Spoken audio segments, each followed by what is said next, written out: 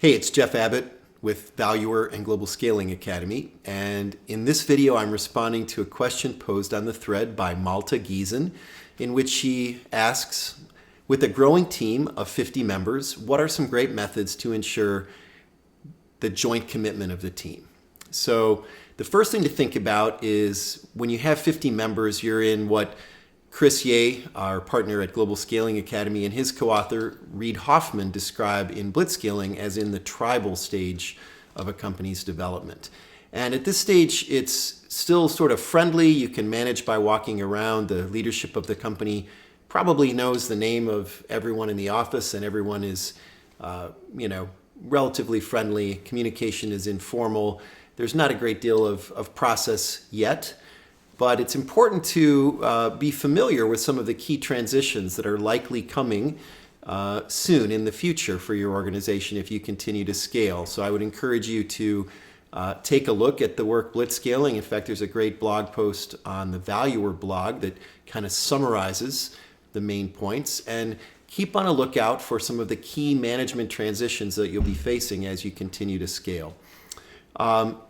Another concrete recommendation, also derived from the works of Chris and Reid, is to apply a method that they call tours of duty.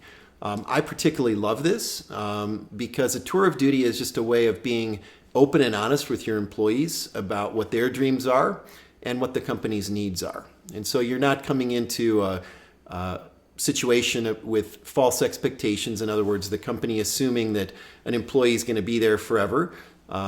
And fully recognizing that the employee has long-term goals or side projects that the company cannot fully meet.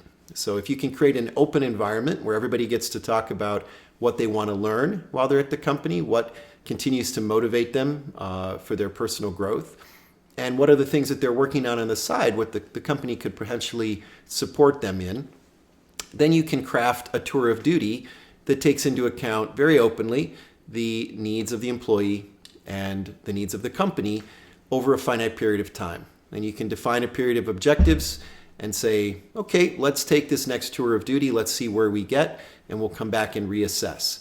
At that point, you can determine whether the needs are being met of the employee, whether they want to continue, or whether it's maybe time to agree that they no longer have a future in the organization. But at least it's a two-way conversation. And we find that this really increases respect for the organization and buy-in.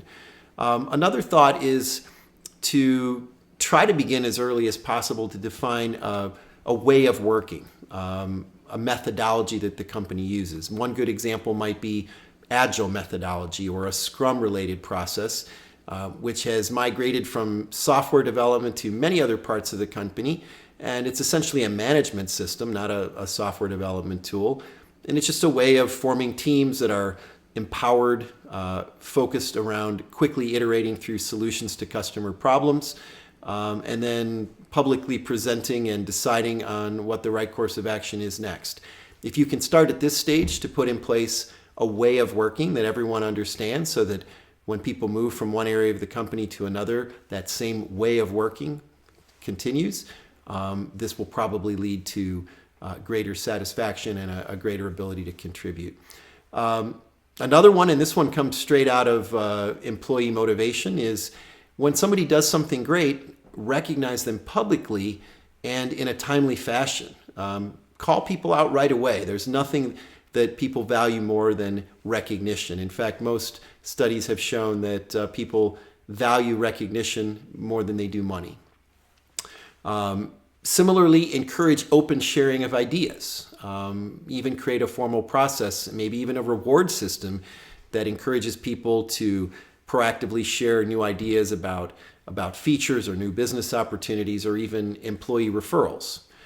Think about how you can encourage people to share their very best with you, even if their day-to-day work may not seem the right way to do that.